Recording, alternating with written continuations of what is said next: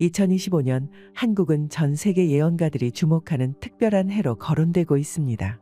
과연 무엇이 이들에게 한반도를 집중하게 만들었을까요? 조선의 격압유로, 정감록부터 중국의 추배도, 그리고 서양의 철학자 루돌프 슈타이너에 이르기까지 시대와 국적을 초월한 예언서들은 공통적으로 2025년을 중요하게 언급하고 있습니다. 더욱 흥미로운 점은 이들 예언이 단순히 특정 사건이나 위기를 예고하는 것에 그치지 않고 한국에서 세계를 구원할 인물이 등장할 것을 지목하고 있다는 사실입니다. 먼저 격압유록은 남사고 선생이 남긴 예언서로 궁궁우르리라는 상징적 표현을 통해 2025년에 한반도에서 심판과 구원을 가져올 인물이 나타날 것이라 예언합니다. 이 인물은 미륵불에 비유되며 종교를 통합하고 세상을 새롭게 할 존재로 묘사됩니다. 정감록은 난세의 구원자를 언급하며 왕조의 멸망과 새로운 시대를 예고합니다.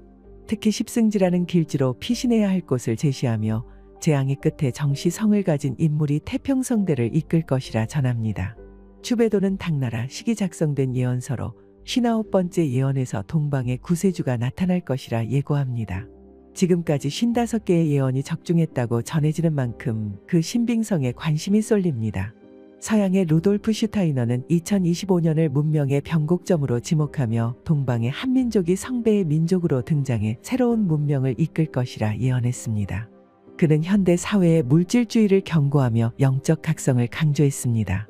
이 모든 예언이 단순한 우연의 일치로 보일 수도 있습니다. 그러나 각기 다른 시대와 지역에서 등장한 예언들이 공통적으로 한국과 2025년을 중심으로 한 이야기를 담고 있다는 점은 놀라움을 자아냅니다. 과연 이 예언들이 의미하는 바는 무엇일까요? 이 물음에 대한 답을 찾기 위해 예언서들이 남긴 메시지를 더 깊이 탐구해 봐야 할 것입니다. 오늘 자세한 내용들을 살펴보기 전에 구독과 좋아요 눌러주시면 정말 큰 힘이 됩니다. 남사고. 조선 중기의 도인이자 예언가였던 남사고는 조선 중종 4년에 태어나 선조 5년까지 생애를 보낸 인물로 천문학과 지리, 풍수에 모두 능통했던 천재적인 학자였습니다. 그는 조선 왕실에서 중요한 역할을 맡아 사직 참봉으로 활동했으며 왕조의 안녕과 백성들의 번영을 위해 노력했습니다. 그러나 그가 남긴 격압유록은 단순한 학문적 기록을 넘어 조선의 미래와 전 세계적 변화를 암시하는 예언서로 평가받고 있습니다. 격압유록의 가장 흥미로운 점은 남사고가 자신의 예언이 신인으로부터 전해진 것이라 기록했다는 점입니다. 그는 하늘의 비밀을 인간들에게 전해야 한다는 사명감을 가지고 글을 남겼으며 이러한 이유로 그의 예언은 신비롭고 초월적인 존재와 연결된 것으로 여겨졌습니다. 특히 그의 예언에서 자주 등장하는 궁궁우르리라는 표현은 단순한 언어적 상징이 아니라 하늘과 땅의 진리를 담은 비유로 해석됩니다. 이 궁궁우르는 천지의 원리를 상징하며 이는 인간과 자연 그리고 우주의 조화를 나타낸다고 해석됩니다. 남사고는 이 상징을 통해 물질에만 집착하는 자들은 천지의 진리를 깨닫지 못할 것이라고 경고했습니다. 그는 물질주의가 인간을 타락으로 이끌며 진정한 깨달음은 내면의 성숙과 조화로운 삶에서 비롯된다고 보았습니다. 그렇다면 격압유록에서 가장 주목할 만한 내용은 무엇일까요? 바로 2025년으로 예측되는 진사년의 한반도의 심판과 구원을 가져올 인물이 등장할 것이라는 예언입니다. 이 인물은 단순한 지도자가 아니라 세상을 통합하고 새로운 질서를 세우는 구세주로 묘사됩니다. 남사고는 이 인물을 미륵불에 비유하며 그가 세상에 출현함으로써 모든 종교가 통합되고 혼돈에 빠진 세상이 새롭게 태어날 것이라 예언했습니다. 그의 글은 특정 사건만을 암시하는 것이 아니라 보다 넓은 차원에서 인간 사회와 문명에 대한 깊은 통찰을 담고 있습니다. 격압유록에서 궁궁우를지 백십자는 천지지 진리라 라는 구절은 이 인물이 하늘의 진리를 전하는 자임을 나타냅니다. 그러나 물질적 탐욕과 부패에 물든 사람들은 이 진리를 이해하지 못할 것이라고 경고합니다. 흥미로운 점은 남사고는 이 인물을 단순히 인간으로 묘사하지 않았다는 점입니다. 그는 하느님인지 사람인지 신도 알지 못하며 신인지 사람인지 하늘도 알지 못하리라라고 언급하며 구세주의 본질이 인간의 한계를 넘어선 존재일 가능성을 암시합니다. 이는 그의 예언이 단순한 미래 사건을 넘어 철학적이고 영적인 메시지를 포함하고 있음을 보여줍니다. 또한 격압유록은 심판의 날과 구세주의 출현이 단순히 한국의 변화에 그치지 않고 전 세계적인 변화를 가져올 것이라고 예고합니다. 그는 동양과 서양에 모두 말세를 알리는 예언서를 보냈다고 기록하며 그의 메시지가 인류 전체를 대상으로 하고 있음을 암시합니다. 이 구세주는 만천하 백성들의 원한을 풀고 선한 자를 살리며 악한 자를 불로 태워 멸망시킬 것이라고 묘사됩니다. 이를 통해 그의 예언은 단순한 희망의 메시지가 아니라 정의와 심판의 날을 경고하는 강력한 경고로 해석될 수 있습니다. 남사고의 예언에는 구체적인 행동 지침도 포함되어 있습니다. 그는 미래의 혼란 속에서 살아남기 위해 그날이 오면 좌우를 돌아보지 말고 앞으로만 나아가라는 메시지를 남겼습니다. 이는 단순한 생존의 조언이 아니라 혼돈의 시대 속에서 흔들리지 않고 자신의 길을 걸어야 한다는 상징적 메시지로 해석됩니다. 격압유록은 단순한 예언서가 아니라 인간이 직면할 미래의 위기와 그것을 극복할 수 있는 방법을 제시하는 지혜의 책으로 볼 수 있습니다. 450년 전 남사고가 남긴 이 예언은 오늘날 우리에게 중요한 교훈을 남기고 있습니다. 특히 물질 만능주의에 빠진 현대 사회의 경각심을 일깨우며 인간 본연의 가치를 되찾는 데 도움을 줄 수 있습니다. 그의 메시지는 단순히 2025년의 그날을 기다리라는 것이 아니라 지금 이 순간부터 우리의 삶을 돌아보고 진정한 가치를 추구해야 한다는 것입니다. 정감록은 조선 후기부터 왕조의 멸망과 새로운 시대의 도래를 예언한 책으로 알려져 있습니다. 이는 단순한 예언서가 아니라 당시 민중들이 품었던 이상적인 세상에 대한 희망과 염원을 담고 있는 문서로 평가받습니다. 그러나 이 책은 조선시대 지배계층과 권력층에게 큰 위협으로 여겨졌습니다. 정감록이 담고 있는 내용은 기존 질서를 뒤흔들고 새로운 권력의 등장을 예언했기 때문입니다. 정감록은 조선 왕조를 상징적으로 종말의 단계에 놓인 왕조로 묘사하며 난세를 겪는 민중들에게 새로운 시대를 예고합니다. 난세 속에서 반드시 등장할 것이라 언급된 인물이 바로 정시성을 가진 진인입니다. 이 인물은 재앙 속에서 새로운 국가를 세우고 민중을 구원하며 태평성대를 이룰 것으로 예언됩니다. 하지만 정시라는 이름은 단순히 한 성씨를 의미하기보다는 바를 정의 의미를 담고 있어 이를 올바른 길을 걷는 자로 해석하는 시각도 존재합니다. 정감록에서 언급된 난세의 6가지 징조는 다음과 같습니다. 첫째, 우매한 자들이 성군이라 자처하고 권력을 남용한다. 둘째, 분별력을 잃은 인간들이 도처에서 미친 듯이 날뛴다. 셋째, 사악한 자들이 신부를 자처하며 민중을 혼란에 빠뜨린다. 넷째, 온 나라의 역병이 창궐하여 거리마다 생명이 꺼진다.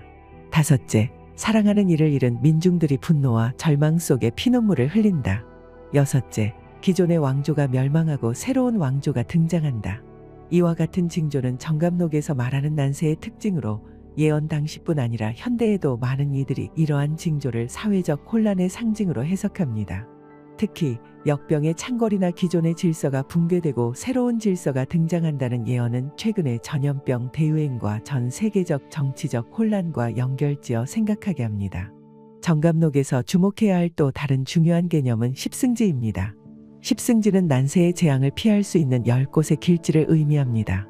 이 10곳은 풍기금계, 예천금당, 안동화곡, 계령용궁, 가야, 마곡, 목천, 진천, 봉화, 두류산, 태백 등으로 알려져 있습니다.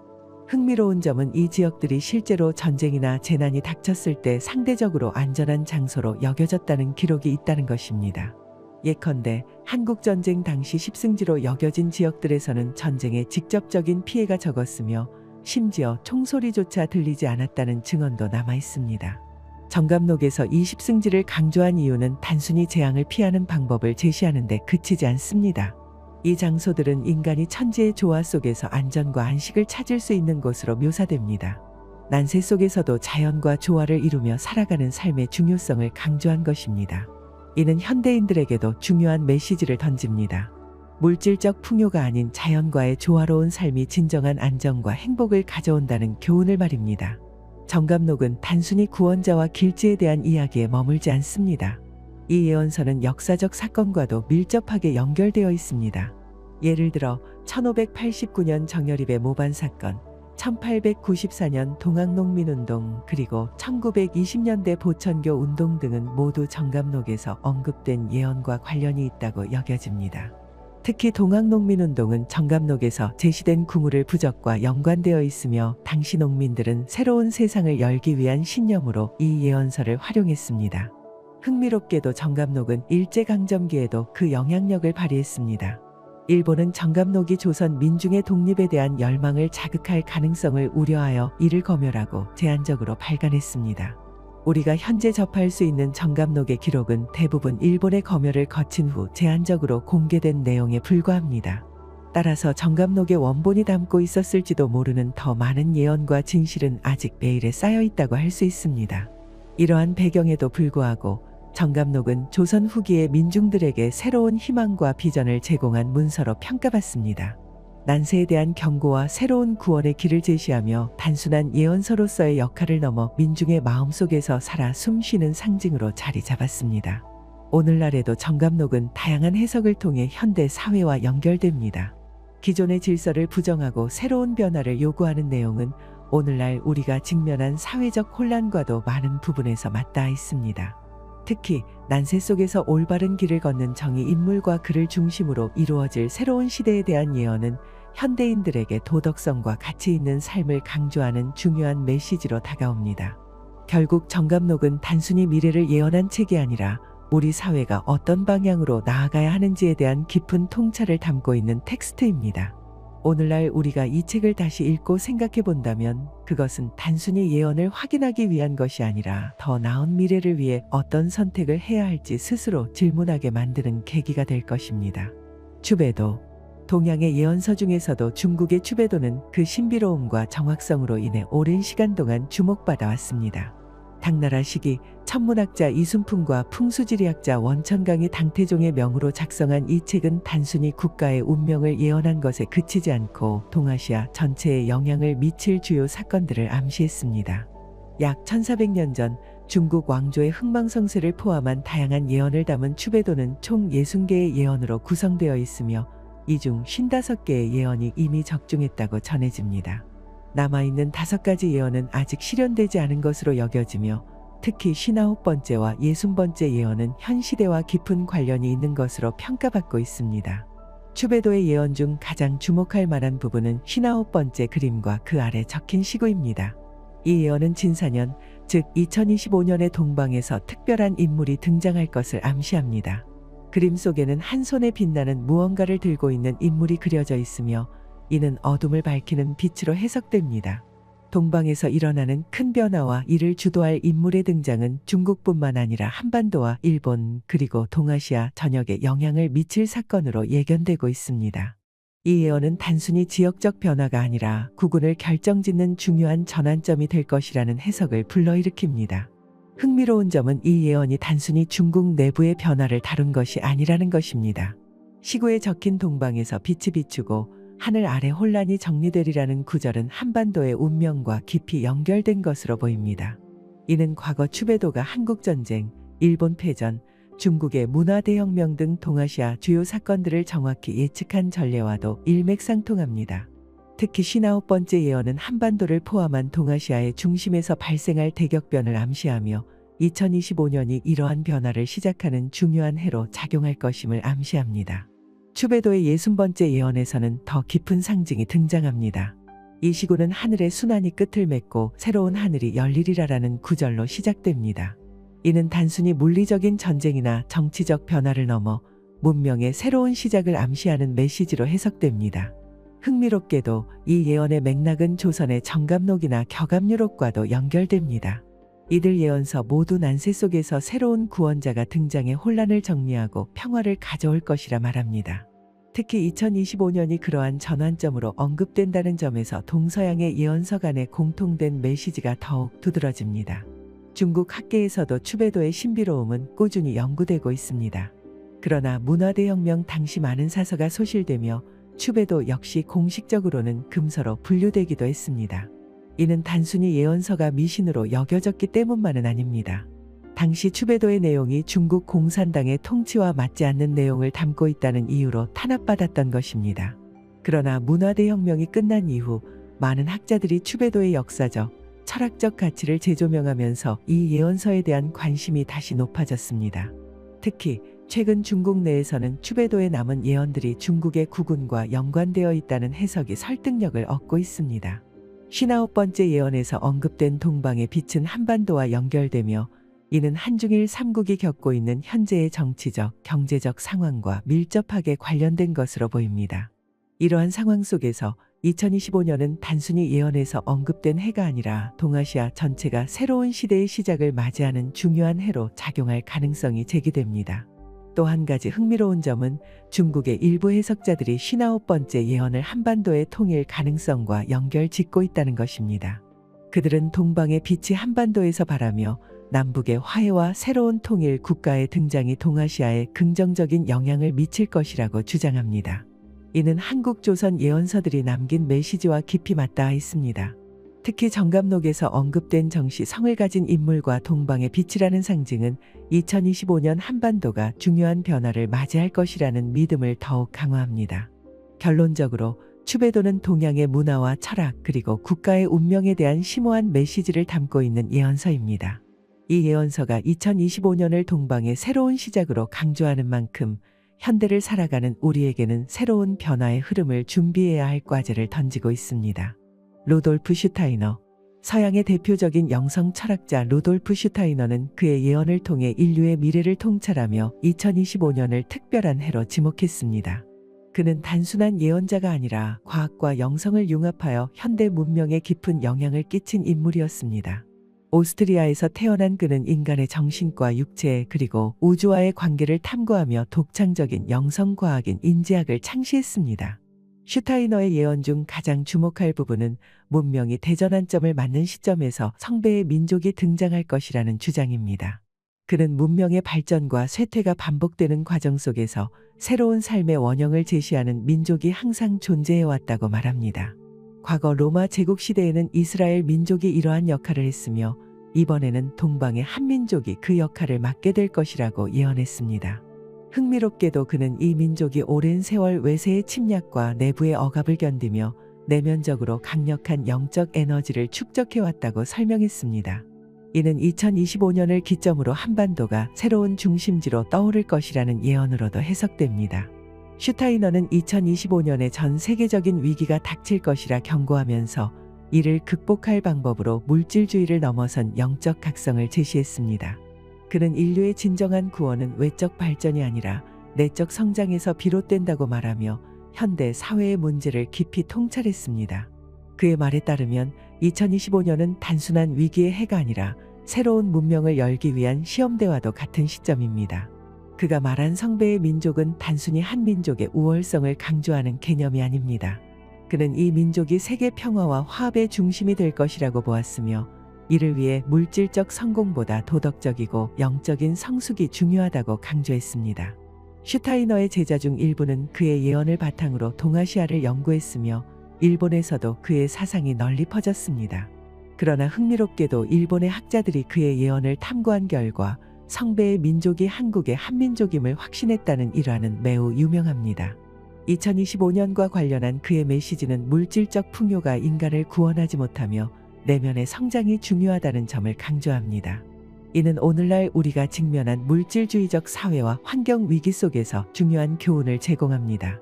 그는 문명의 대전환기는 인류가 더 높은 차원의 영적 깨달음에 도달하는 기회라고 말하며 2025년을 인류에게 주어진 새로운 도약의 기회로 보았습니다. 슈타이너는 예언을 통해 미래를 준비하는 자세를 강조했습니다. 그의 메시지는 단순히 미래를 기다리는 것이 아니라 각 개인이 자신의 내면을 성장시키고 더 나은 세상을 만들어가는 주체가 되어야 한다는 점을 일깨웁니다. 결국 슈타이너의 예언은 한민족이 단순히 지역적 역할을 넘어 세계적 화합과 평화를 이끄는 중요한 역할을 맡게 될 것이라는 메시지를 담고 있습니다. 이는 단순히 예언을 넘어서 우리가 앞으로의 시대를 준비하며 추구해야 할 방향성을 제시합니다. 한반도의 구군이 다시 한번 세계적 중심으로 떠오를 가능성을 이야기하며 그 속에서 우리가 할 수 있는 역할에 대해 고민해봐야 할 시점입니다. 2025년 많은 예언가들이 주목했던 해가 점점 가까워지고 있습니다. 을사년으로 표현되는 이 시기는 단순히 특정 사건을 기다리는 시점이 아니라 대한민국과 세계가 새로운 전환점을 맞이할 준비를 해야 하는 중요한 시기입니다. 동서양의 다양한 예언서들이 공통적으로 2025년과 한국을 언급하며 구세주나 구원자의 등장을 통해 혼란의 시대가 정리되고 새로운 질서가 탄생할 것이라 주장한 점은 결코 간과할 수 없는 부분입니다.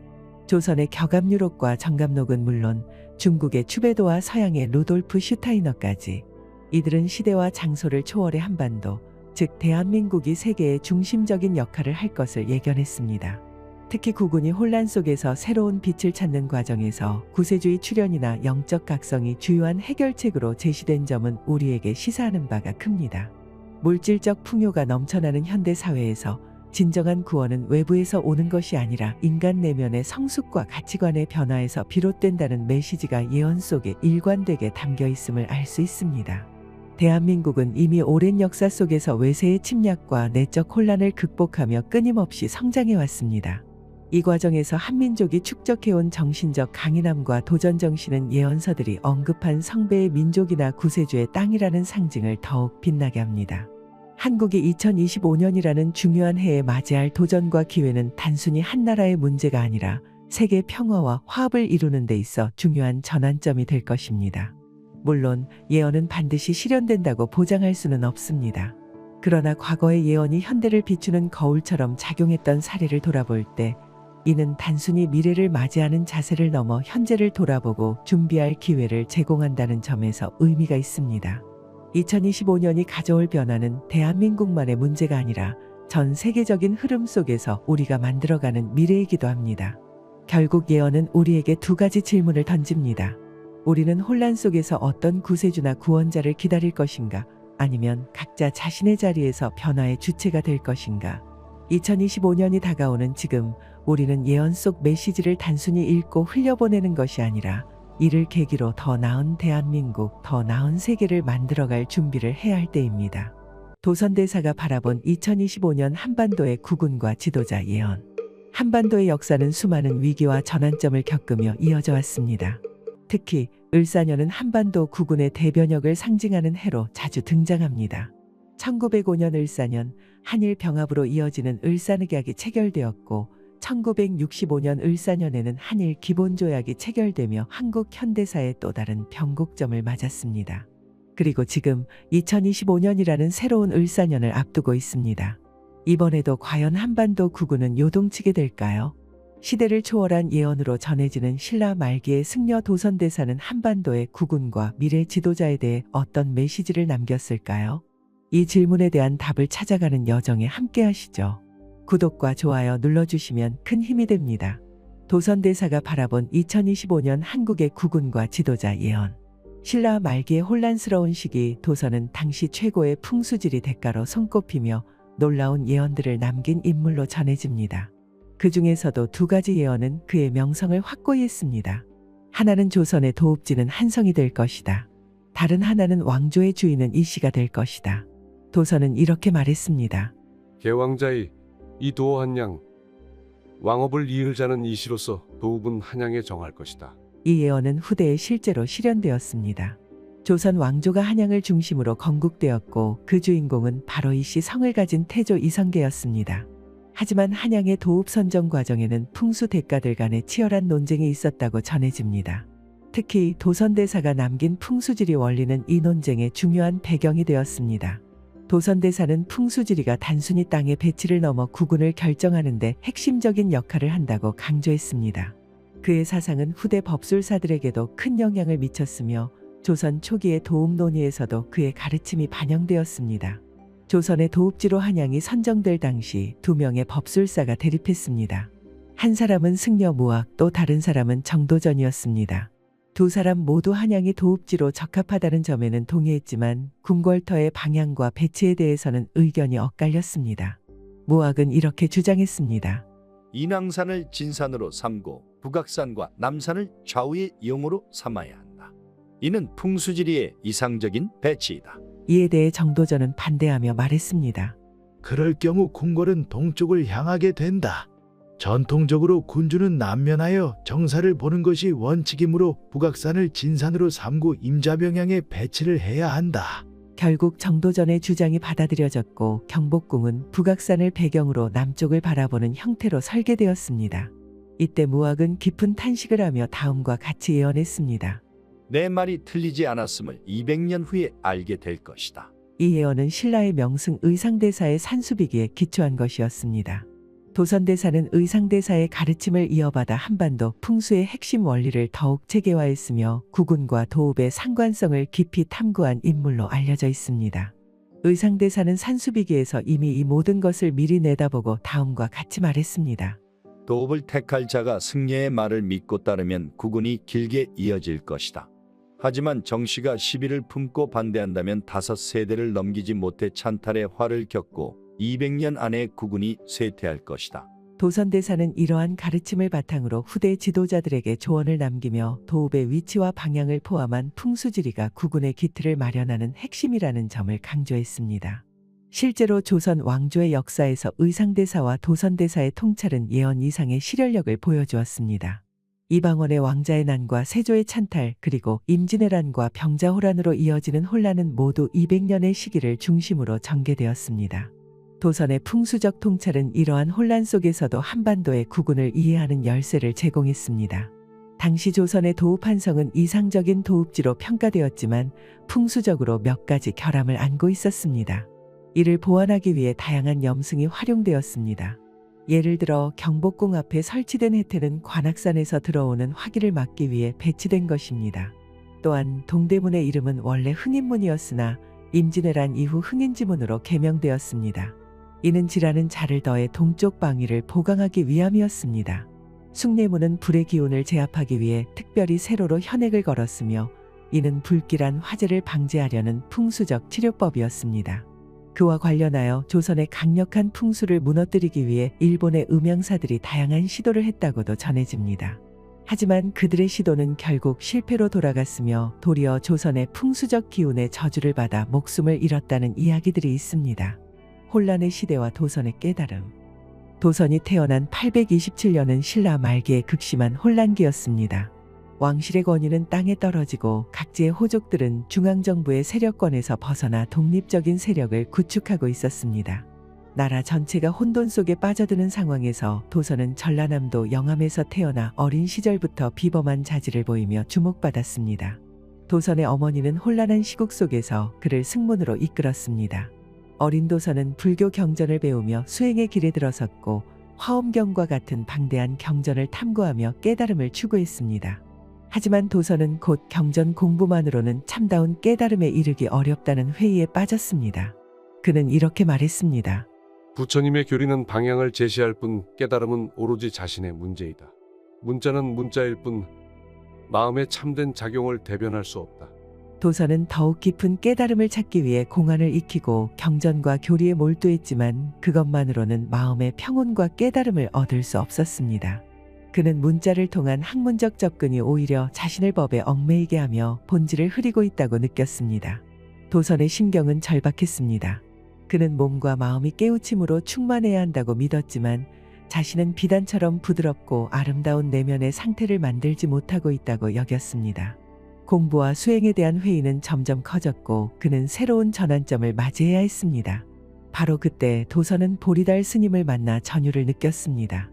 보리달 스님은 도선에게 진리로 이르는 길을 명확히 설명하며 말했습니다. 진리에 이르는 방법은 많다 하겠으나 요약하자면 2가지가 있다. 하나는 원리적 방법이고 다른 하나는 실천적 방법이다. 도선은 이 가르침에 흠뻑 빠져들었습니다. 보리달 스님은 실천적 방법을 4가지로 요약하며 설명했습니다. 실천적 방법이란 이른바 4가지의 실천이다. 그 밖에 많은 실천은 모두 이 4가지 실천 중에 어느 하나에 포함된다. 첫째, 전세의 원한에 보답하는 실천이며, 둘째, 연분에 맡기는 실천이며, 셋째, 사물을 탐내지 않는 것이며, 넷째는 법대로 살아가는 실천이다. 여기서 법은 자연현상의 도리를 의미했습니다. 도선은 이 가르침에 깊은 감동을 받았고 자신의 회의가 말끔히 가시는 것을 느꼈습니다. 그는 눈물을 흘리며 이렇게 다짐했습니다. 교리에 얽매이지 않고 진정한 깨달음을 향해 나아가리라. 나의 고행은 이제 감노수와 같을 것이다. 한반도의 역사 속 도선대사의 예언은 오늘날에도 많은 사람들에게 흥미와 신비로움을 안겨줍니다. 그 중에서도 가장 널리 알려진 이야기는 고려 태조 왕건의 탄생을 예언한 것입니다. 그는 풍수지리와 더불어 나라의 국운은 지도자에게 달려있다고 말하곤 했습니다. 전해지는 바에 따르면 도선대사는 백두산에서 옥룡사까지 이어지는 대지의 흐름을 관찰했습니다. 그는 헝강왕에게 이렇게 말했다고 전해집니다. 이 땅은 하늘의 기운이 깃든 곳입니다. 곧 새로운 왕조가 태어날 것이며 이 왕은 한반도를 통합하고 새로운 시대를 열 것입니다. 그는 한반도의 산맥과 지형을 철저히 분석하며 하늘과 땅이 만들어내는 운명의 흐름을 읽어냈습니다. 이 이야기는 편연통록에도 기록되어 있습니다. 편연통록에 따르면 당시 세조는 송악, 지금의 개성에서 살다가 새로운 집을 짓고자 했습니다. 그는 남쪽으로 터를 옮기며 영경궁의 봉원전 자리를 새 집터로 정했습니다. 그런데 그때 도선대사가 이곳을 지나며 이렇게 말했습니다. 기장을 심어야 할 땅에 어찌하여 삼을 심었단 말인가. 이 말은 농사 이야기가 아니었습니다. 그는 땅의 기운과 용도를 간파하며 이곳이 새로운 왕조의 중심지가 될 것임을 암시했던 것입니다. 세조의 부인이 이 말을 듣고 전하자 세조는 즉시 도선을 찾아가 그의 지혜를 구했습니다. 도선과 세조는 마치 오랜 인연이 있었던 것처럼 빠르게 친밀해졌고 함께 옥룡사로 향했습니다. 옥룡사에서 도선은 세조와 함께 산수의 맥을 조사하며 천문과 운수를 살폈습니다. 그리고는 이렇게 말했습니다. 이 지맥은 북쪽 백두산의 숨은 목간에서 시작해 남쪽 마두명당까지 이어지는 생명의 흐름입니다. 그대는 이 땅의 주인이니 이 흐름에 맞춰 집을 지어야 합니다. 집을 66 크기로 설계해 36구로 나누면 천지의 대수와 맞아떨어질 것입니다. 그러면 내년에 반드시 귀한 아들이 태어날 것입니다. 그의 이름은 왕건이라 하십시오. 이는 나라를 세운다는 뜻입니다. 도선은 왕건의 탄생과 이름까지도 정확히 말했습니다. 이후 그는 봉인된 봉투를 만들어 세조에게 건넸습니다. 봉투의 겉면에는 이렇게 적혀 있었다고 합니다. 삼가 그루를 받들어 백번절하고 미래의 사방을 통합할 임금이신 대원군자 조카께 바치나이다. 그때는 당나라 희종건보 3년 876년 4월이었습니다. 세조는 도선의 말대로 집을 짓고 그곳에 살았습니다. 그 후 그의 딸 위수광후가 임신하여 귀한 아들을 낳았으니 그가 바로 고려의 태조 왕건입니다. 도선비기에 전해지는 을사년에 대한 예언. 도선비기의 여러 전승 버전 중 하나로 전해지는 예언에는 한반도에서 을사년의 중요성이 강조되어 있습니다. 도선대사는 풍수지리와 천간지지를 바탕으로 을사년마다 한반도의 구군이 크게 요동친다고 기록했습니다. 그의 예언은 다음과 같은 내용을 담고 있습니다. 풍수지리와 하늘의 운행을 같이 보자면 을사년은 한반도의 구군이 크게 변하는 해라. 이 땅의 기운은 천지의 순환 속에 있으며 을사년은 대전환의 때이다. 이 해에는 반드시 지도자가 새롭게 나타나야 하고 그 지도자는 다음 을사년까지의 구군을 결정할 것이다. 도선대사는 지도자의 중요성을 특별히 강조하며 다음과 같은 경고와 조언을 남겼습니다. 지도자는 산과 같아야 한다. 산은 움직이지 않고 그 뿌리는 대지에 깊이 닿아 있다. 지도자가 산과 같지 않으면 그 나라의 구군은 흔들리게 될 것이요 백성은 길을 잃고 방황하게 될 것이다. 을사년에 나타나는 지도자는 천지의 뜻을 헤아리고 대지의 숨결을 이해하며 백성을 하늘처럼 섬겨야 한다. 그는 반드시 하늘을 두려워하며 땅을 사랑해야 한다. 그는 백성을 어버이처럼 돌보고 나아가 사방을 포용하며 마음에 큰 그릇을 갖춰야 한다. 하늘의 별자리를 관찰하고 대지의 기운을 읽으며 시대의 흐름을 꿰뚫는 자라야 한다. 그렇지 않으면 들불처럼 일어난 혼란은 한 세대를 넘어 두 세대까지 이어질 것이니라. 그는 또한 을사년의 지도자가 갖추어야 할 덕목을 다음과 같이 구체적으로 언급했습니다. 첫째, 그대는 탐욕을 멀리하고 백성을 품어야 한다. 둘째, 천지의 순리를 거스르지 않고 대지의 기운을 따라야 한다. 셋째, 하늘의 뜻을 받들고 이를 행동으로 옮겨야 한다. 넷째, 연약한 자를 보살피며 강한 자를 제어할 수 있어야 한다. 다섯째, 그대는 비우고 나누는 자가 되어야 한다. 탐욕이 있는 자는 결코 구군을 이끌 수 없으리라. 도선대사는 이러한 지도자의 조건을 통해 한반도가 올바른 방향으로 나아갈 수 있음을 예언했습니다. 그는 이어 이렇게 말했습니다. 을사년에 등장하는 자는 단순히 나라를 다스리는 자가 아니며 천지의 균형을 바로잡는 자이다. 그가 올바르다면 우리나라는 한동안 번영할 것이며 그의 이름은 역사의 별처럼 빛날 것이다. 그러나 그가 탐욕과 어리석음으로 길을 잃는다면 천지의 기운이 흐트러지고 한반도는 다시 혼란에 빠지게 될 것이다. 도선비기 을사년 예언의 마지막 구절에서는 나라의 백성들에게 전하는 경고가 담겨 있습니다. 을사년의 지도자를 선택하는 것은 백성의 운명이요 나라의 미래를 결정하는 것이다. 천지가 이를 지켜보며 대지의 숨결이 이를 도울 것이다. 그러나 그대가 올바르지 않은 선택을 한다면 하늘의 경고가 있을 것이며 한반도는 큰 고난의 시기를 맞이하게 될 것이다. 이러한 도선대사의 예언은 후대의 여러 예언서들과도 맥을 같이 합니다. 특히 조선시대의 예언서인 격압유록에서는 진사년에 성인이 출현할 것을 예언하고 있습니다. 여기서 진사년은 갑진년과 을사년을 합쳐서 부르는 표현입니다. 격압유록의 옥등주야 38일 남북상화태평가라는 구절은 갑진년 혹은 을사년의 남북이 화합하여 태평성대를 이룰 것도 암시합니다. 이처럼 도선대사의 예언과 후대 예언서들의 내용이 일치하는 점은 을사년이 한반도의 국운에 있어 중요한 전환점임을 시사합니다.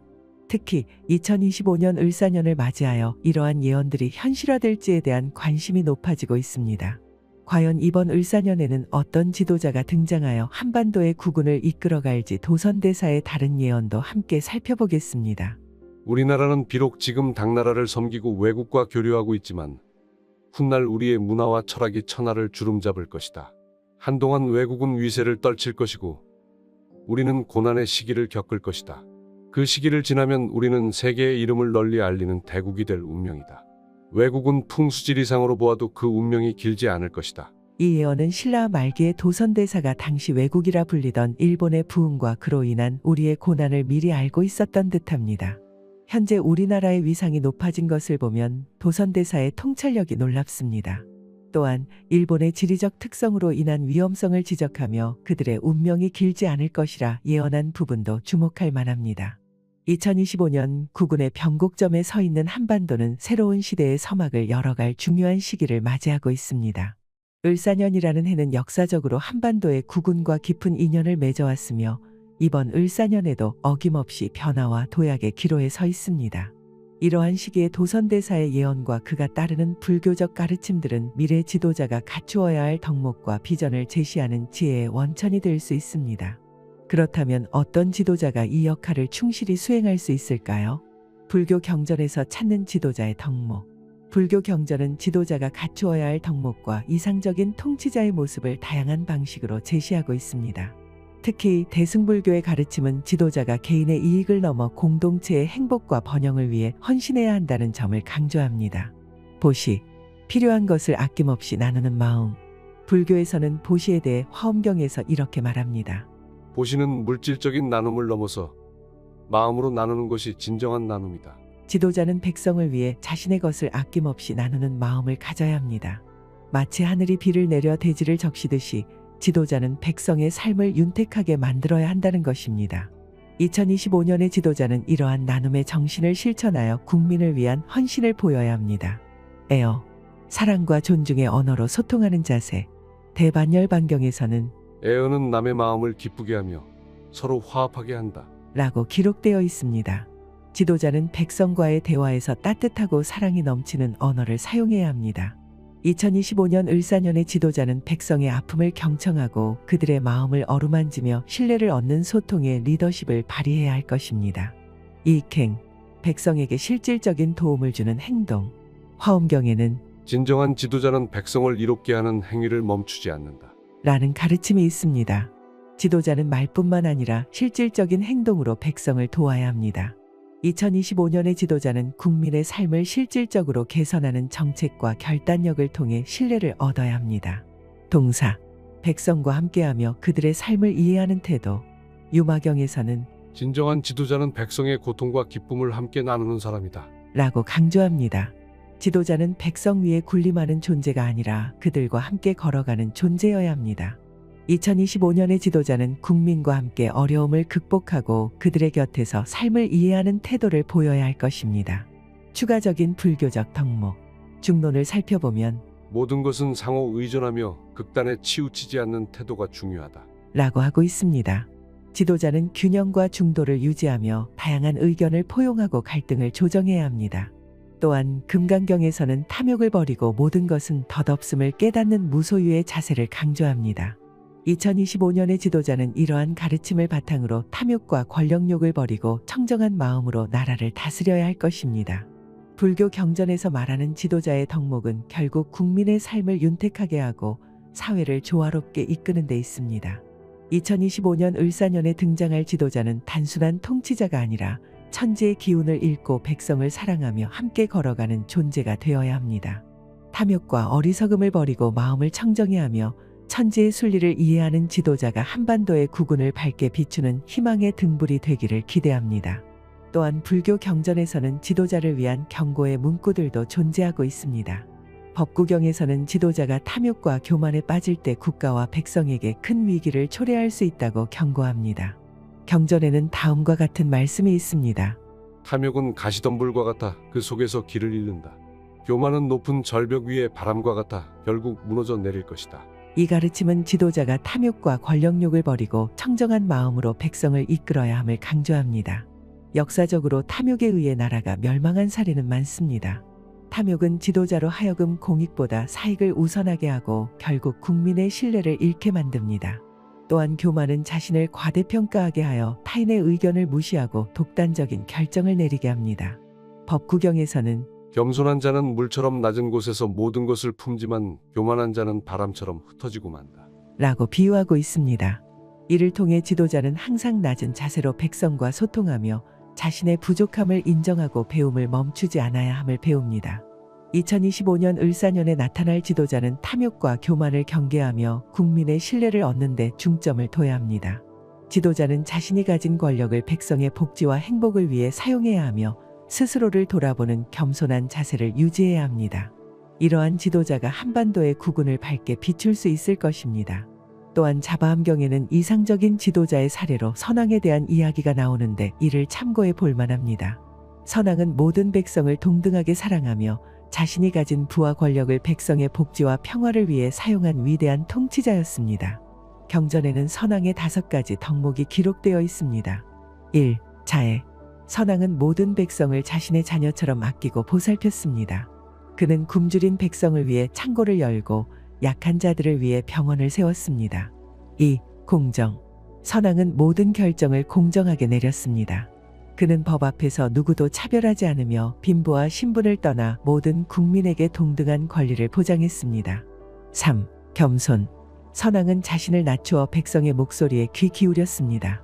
그는 스스로를 백성 위에 군림하는 존재가 아니라 그들과 함께 걷는 존재로 여겼습니다. 4. 지혜. 선왕은 자신의 결정이 가져올 결과를 깊이 숙고하며 행동했습니다. 그는 단기적인 이익보다 백성의 장기적인 행복을 우선시했습니다. 5. 희생. 선왕은 자신의 안위를 뒤로하고 백성을 위해 희생하는 데 주저하지 않았습니다. 그는 백성의 고통을 자신의 고통으로 여겼습니다. 이 이야기들은 2025년의 지도자가 어떠한 자세를 가져야 하는지에 대한 귀중한 교훈을 제공합니다. 선왕처럼 백성을 사랑하고 공정하며 겸손하고 지혜로운 태도를 갖춘 지도자는 한반도의 국운을 번영으로 이끌 수 있습니다. 경전에서 전하는 선왕의 모습은 단순히 이상적인 지도자의 상징이 아니라 오늘날에도 실현 가능한 리더십의 본보기가 될 수 있습니다. 2025년 또 한 번의 을사년을 앞두고 있습니다. 도선대사가 예언한 한반도의 국운과 지도자의 중요성은 오늘날 우리에게 깊은 통찰을 제공합니다. 과거의 역사가 그랬듯이 을사년은 한반도의 변혁의 바람을 가져올 것입니다. 그 변혁의 중심에는 올바른 지도자가 있어야 합니다. 그는 천지의 기운을 헤아리고 백성을 품는 산과 같은 존재여야 하며 탐욕과 교만을 멀리하고 겸손과 사랑으로 국민과 함께해야 합니다. 우리가 어떤 선택을 하느냐에 따라 한반도의 국운은 밝게 빛날 수도 어둠 속에서 흔들릴 수도 있습니다. 도선대사의 가르침과 예언을 되새기며 우리 모두가 역사의 한 페이지를 책임지는 마음으로 새로운 시대를 준비하길 바랍니다. 2025년 을사년, 우리 모두가 새로운 국운의 길목에 서 있는 순간입니다. 이제 우리는 어떤 지도자를 선택하고 어떤 미래를 열어나갈 것인가요? 여러분들의 의견을 댓글로 남겨주세요. 구독과 좋아요도 눌러주시면 큰 힘이 됩니다. 2025년 전 세계가 빠르게 변화하는 현대 사회에서 선택의 순간이 우리에게 주는 교훈은 무엇일까? 약 1000년 전 고려의 대각국사 의천 스님은 을사년에 다가올 중대한 선택의 중요성을 강조하며 예언을 남겼다. 을사년에는 개인과 국가 모두 중요한 결정을 내려야 하며 이 선택이 장차 국운을 좌우하게 될 것이다. 이는 당시 고려의 백성들과 지도자뿐만 아니라 현대에도 깊은 통찰을 전하고 있다. 국운과 미래를 좌우하는 선택의 순간이 우리 앞에 펼쳐질 때 어떤 기준과 마음가짐으로 결정을 내려야 할지, 그리고 그 선택이 우리의 삶과 공동체에 어떠한 영향을 미칠지 고민해야 한다. 이 영상은 의천 스님의 을사년 예언을 중심으로 그의 생애와 업적, 당시의 사회적 배경을 조명하며 2025년을 살아가는 우리에게 어떤 가르침을 주는지 탐구하고자 한다. 을사년 큰 선택을 앞둔 우리가 미리 알아둬야 할 선각자의 예언을 보기 전에 구독과 좋아요 눌러주시면 정말 감사하겠습니다. 고려 중기 불교는 국가와 사회의 중심적 역할을 맡고 있었다. 고려 11대 임금 문종의 치세는 정치적으로 안정적이었으나 내부적으로는 교종과 선종 간의 대립이 심화되던 시기였다. 당시의 불교계는 화엄종과 법상종을 중심으로 한 교종이 주류를 이루고 있었으나 선종의 영향력 또한 무시할 수 없는 상황이었다. 이러한 대립 속에서 의천 스님은 교선 통합을 목표로 불교 개혁을 시도하며 새로운 방향성을 제시했다. 의천 스님은 고려 왕실의 넷째 아들로 태어나 11세의 어린 나이에 스스로 출가를 선택하였다. 그의 출가는 단순한 왕실의 관례를 따르는 것이 아닌 깊은 구도의 길을 향한 자발적인 선택이었다. 그는 출가 이후 스승 난원대사에게서 화엄학을 배우고 유교와 제자백가의 학문까지 두루 섭렵하며 학문적 깊이를 더해갔다. 이러한 학문적 열정은 의천 스님이 이후 교장 간행과 천태종 창설이라는 역사적 업적을 이루는 밑거름이 되었다. 당시 고려는 송나라와 거란 사이에서 외교적 중립을 유지해야 하는 복잡한 상황에 놓여 있었다. 이는 불교계에도 영향을 미쳤다. 선종이 득세한 송나라와의 교류는 교종 중심의 고려 불교계에 새로운 자극을 주었고 의천 스님은 이러한 국제적 상황을 활용하여 송나라 유학을 통해 넓은 안목을 기를 수 있었다. 그는 송나라에서 화엄학과 천태학을 배우며 동아시아 불교계의 흐름을 체득하였다. 특히 천태종을 창설하며 교종과 선종의 대립을 해소하려는 그의 노력은 고려 불교의 새로운 전환점을 마련했다. 의천 스님이 활동하던 시기는 정치적 안정 속에서도 미래를 대비한 선택이 중요한 시기였다. 국운을 좌우할 수 있는 중요한 결정이 지도자와 백성들 모두에게 요구되던 시점에서 의천 스님은 불교를 통해 사회적 조화를 이루고자 했다. 그는 교학과 수행의 조화를 이루는 교관겸수를 설파하며 진정한 불교적 이상을 실현하고자 했다. 의천 스님은 을사년에 대해 이렇게 예언했다.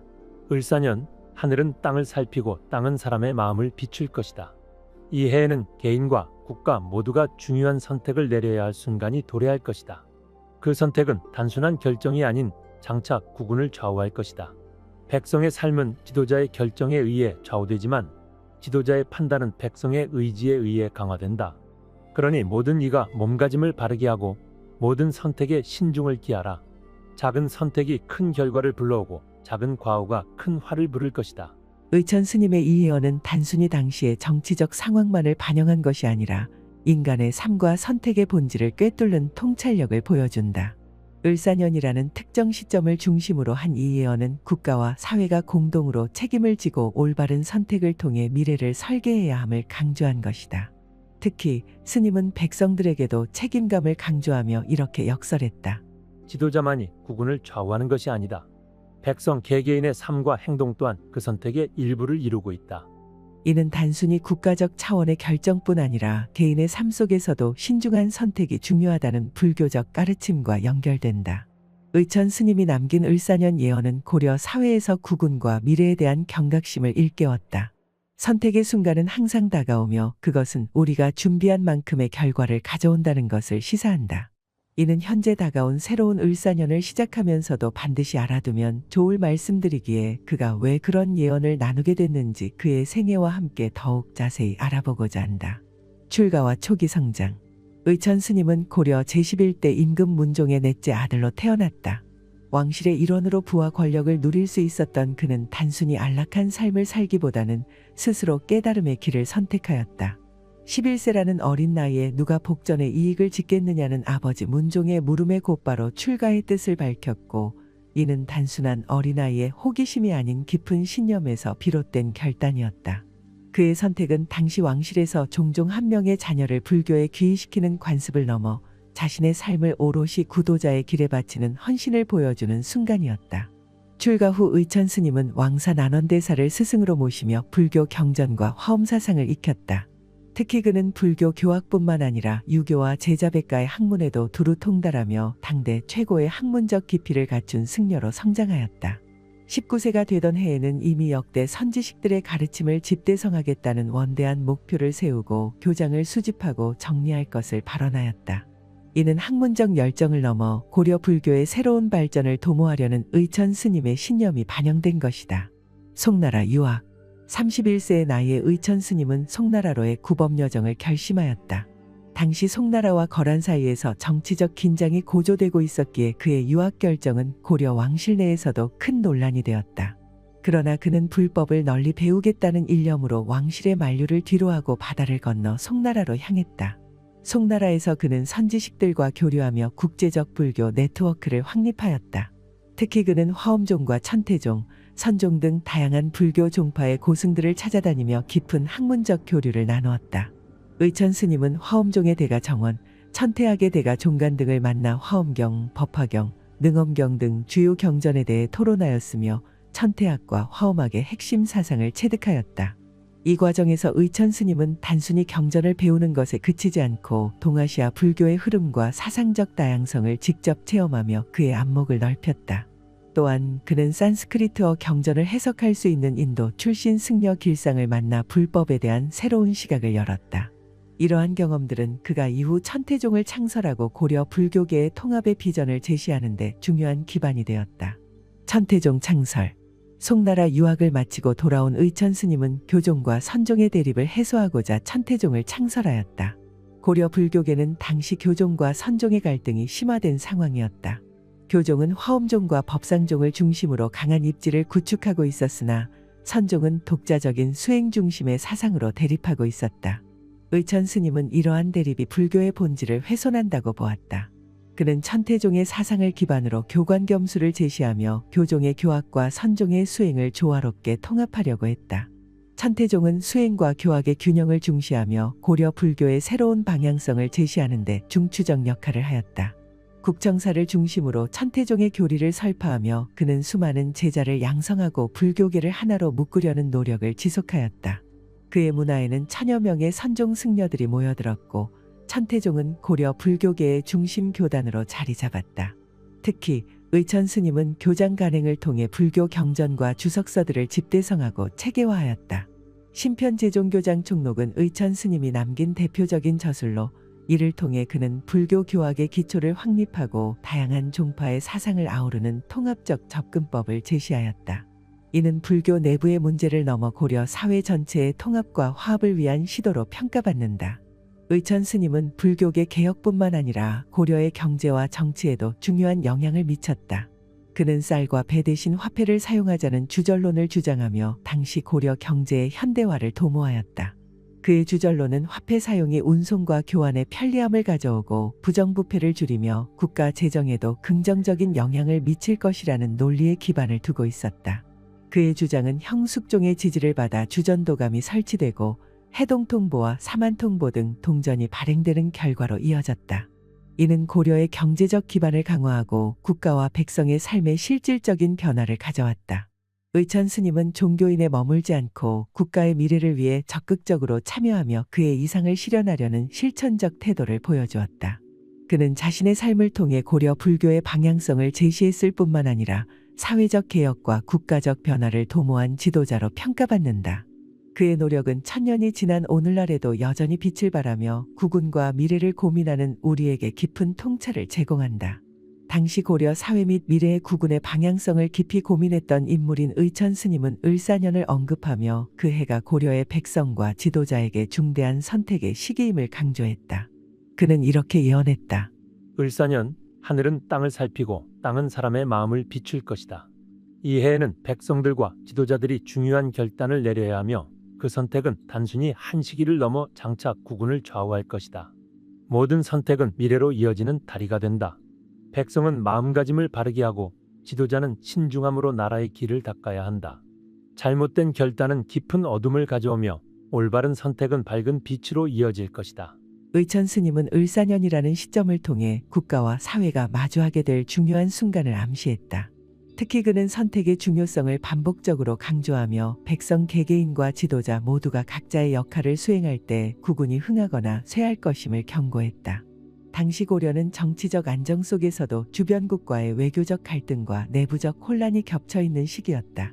의천 스님은 이러한 상황 속에서 지도자의 올바른 결단과 백성의 단합된 의지가 국운을 결정짓는 핵심임을 설파했다. 의천 스님은 을사년 예언에서 반복적으로 선택이라는 단어를 사용하며 그것이 단순한 개인적 선택을 넘어 사회와 국가의 방향성을 좌우하는 중요한 요소임을 강조했다. 그는 이렇게 말했다. 하늘의 뜻은 사람의 손에 달렸고 사람의 손은 그 마음에 달려 있다. 지도자가 어찌 백성의 의지를 살피지 않고 백성은 어찌 지도자의 뜻을 헤아리지 않을 수 있겠는가? 한 사람의 잘못된 선택이 수많은 사람들의 삶을 흔들 수 있다. 그러니 선택은 단순히 개인의 것이 아니다. 이는 모두의 미래를 담보하는 무게를 가진다. 이러한 스님의 가르침은 당시 고려의 불안정한 상황에서 더욱 절실하게 다가왔다. 지도자의 결단은 국가 정책과 대외 관계를 결정지었으며 백성들의 단합과 사회적 안정은 이를 뒷받침하는 기반이었다. 의천 스님은 이러한 상호작용을 간파하며 지도자와 백성이 모두 올바른 선택을 해야 한다고 강조했다. 을사년은 단순히 한 해를 의미하는 것이 아니었다. 스님은 이를 상징적으로 사용하여 우리가 마주하는 중요한 선택의 순간들을 가리켰다. 백성들의 작은 행동과 결정이 사회 전체의 흐름을 바꾸는 원인이 될 수 있음을 경고하며 신중하고 지혜로운 선택의 중요성을 설파했다. 2025년 오늘날 우리는 의천 스님의 을사년 예언을 어떻게 바라봐야 할까? 빠르게 변화하는 현대 사회에서는 국가와 사회뿐만 아니라 개인의 삶에서도 선택의 중요성이 더욱 부각된다. 현대에 우리가 마주하는 복잡한 도전들은 단순한 선택으로 해결되지 않는다. 그러나 의천 스님의 예언은 여전히 유효한 지혜를 제공한다. 모든 선택은 미래로 이어지는 다리가 된다는 그의 말씀은 오늘날 더욱 깊이 다가온다. 글로벌화된 현대 사회에서 개인의 행동과 결단은 국가와 세계 전체에 영향을 미칠 수 있다. 예를 들어 환경 보호를 위한 작은 실천이 기후 위기를 극복하는 데 중요한 역할을 하며 한 국가의 외교적 결단이 전 세계의 평화와 안정을 좌우할 수 있다. 특히 2025년을 맞이하며 의천 스님의 예언은 우리에게 다시금 국운의 중요성을 상기시킨다.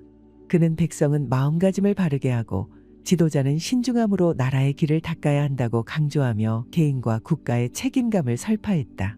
이는 단순히 과거의 교훈이 아니라 오늘날 우리의 선택이 미래 세대에게 어떤 세상을 남길 것인가에 대한 질문을 던진다.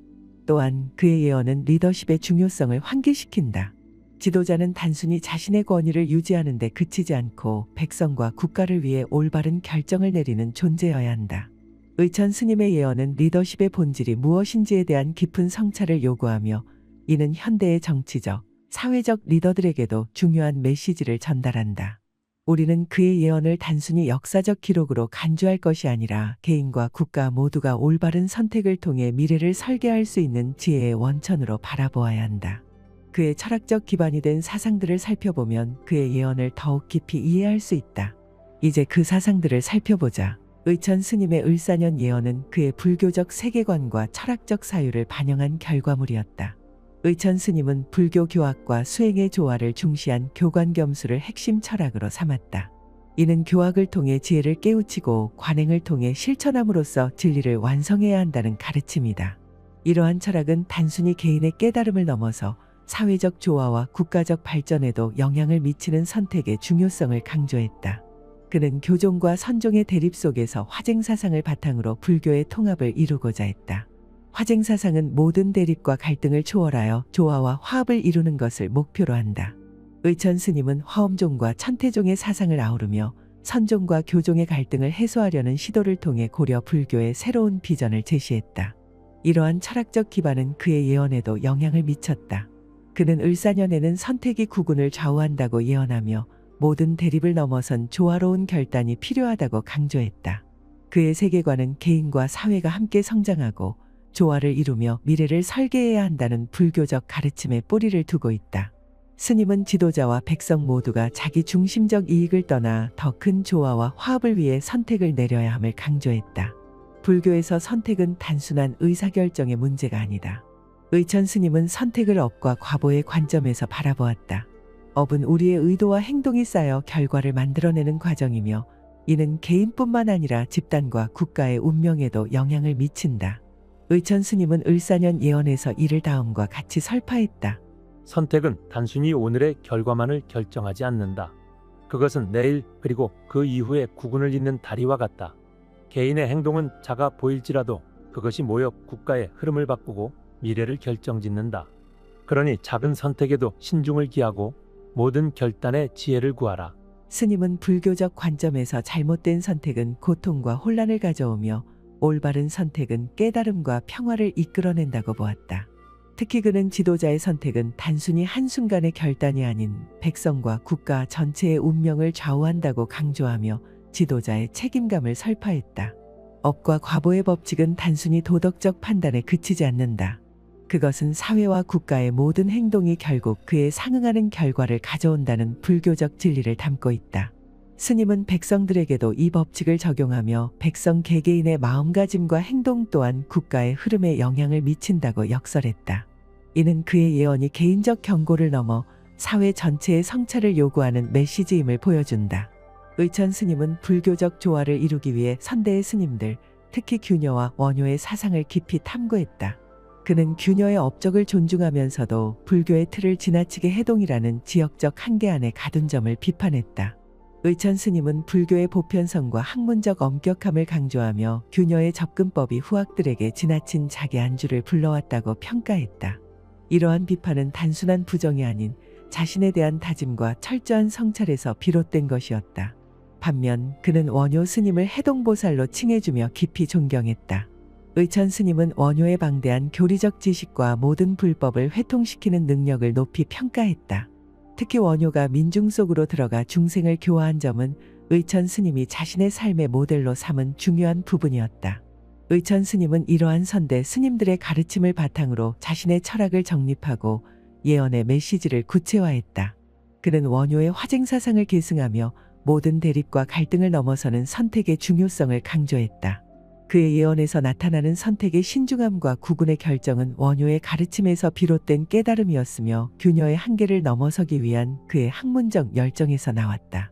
그의 철학은 단순히 불교 교리의 실천에 그치지 않고 개인과 국가의 운명을 연결짓는 심오한 메시지를 담고 있다. 을사년에 내려질 선택은 백성의 삶과 국가의 길을 결정할 것이다. 선택은 하나의 씨앗과 같다. 씨앗이 올바른 땅에 뿌려지면 풍요로운 결실을 맺지만 척박한 땅에 떨어지면 열매를 맺을 수 없다. 그러니 모든 선택에 신중하라. 이는 구군을 이어가는 길이 될 것이다. 업과 과보의 원리는 개인의 삶뿐만 아니라 사회와 국가의 미래를 형성하는 중요한 기반이다. 그의 철학적 사유는 을사년이라는 특정 시점을 넘어 우리 모두가 신중한 선택을 통해 더 나은 미래를 설계해야 한다는 가르침으로 남아있다. 의천 스님의 예언은 천년 전 고려 사회의 맥락에서 비롯되었지만 오늘날에도 놀라운 통찰과 교훈을 제공한다. 그는 하늘은 땅을 살피고 땅은 사람의 마음을 비출 것이다라고 예언하며 모든 선택이 개인과 국가의 운명을 결정짓는 중요한 순간임을 강조했다. 불교 경전 화엄경에서는 일체법은 마음에서 비롯된다고 가르친다. 이는 의천 스님의 예언 속에서 드러난 마음가짐의 중요성과 선택의 결과가 밀접하게 연관된다는 불교적 가르침과 일맥상통한다. 오늘날 한국 사회는 급격한 경제적, 기술적 발전과 더불어 새로운 도전에 직면해 있다. 의천 스님의 예언은 우리에게 모든 결정이 단순히 개인의 이익을 넘어서 사회와 국가의 장기적 발전을 고려해야 함을 일깨운다. 특히 현대의 리더십은 그의 가르침을 통해 국가와 국민의 조화로운 관계를 유지하는 방안을 모색할 수 있다. 법화경에서는 모든 존재는 본래 서로 의존하며 하나로 연결되어 있다고 설파하는데 이는 의천 스님이 강조한 지도자와 백성 간의 상호작용을 떠올리게 한다. 그는 지도자뿐만 아니라 백성들의 선택 또한 국가의 방향을 이끄는 데 있어 필수적인 역할을 한다고 보았다. 따라서 오늘날의 한국 사회도 개인의 책임감과 국가의 결단력이 조화를 이뤄야 함을 그의 예언을 통해 재인식할 필요가 있다. 모든 것은 스스로의 행동에서 비롯되며 사람은 자신의 업의 주인이라는 법구경의 내용은 그의 예언에서 강조된 선택의 중요성과 직접적으로 연결된다. 2025년을 맞이하며 우리 사회는 과거의 선택이 미래의 결과를 좌우한다는 이 불변의 원리를 다시 한번 새겨야 한다. 잘못된 선택은 고통과 혼란을 가져오지만 지혜롭고 올바른 선택은 사회의 번영과 국가의 발전으로 이어진다. 이는 업의 씨앗을 심는 과정이다. 대승기 신론에서는 모든 깨달음은 올바른 생각과 행동에서 비롯된다고 설파하며 이는 스님의 예언이 행동을 통한 구체적인 변화를 요구한 점과 일맥상통한다. 마음이 깨끗하면 세계도 깨끗해진다는 화엄경의 가르침처럼 우리의 선택과 행동이 국가와 세계를 변화시킬 수 있음을 인식해야 한다. 2025년의 을사년을 맞이하며 우리는 그의 가르침 속에서 더 나은 선택을 통해 개인과 국가, 나아가 세계의 조화를 이룰 수 있는 길을 모색해야 할 것이다. 영상 재밌게 보셨다면 댓글로 의견을 남겨주시고 구독과 좋아요도 눌러주시면 감사하겠습니다.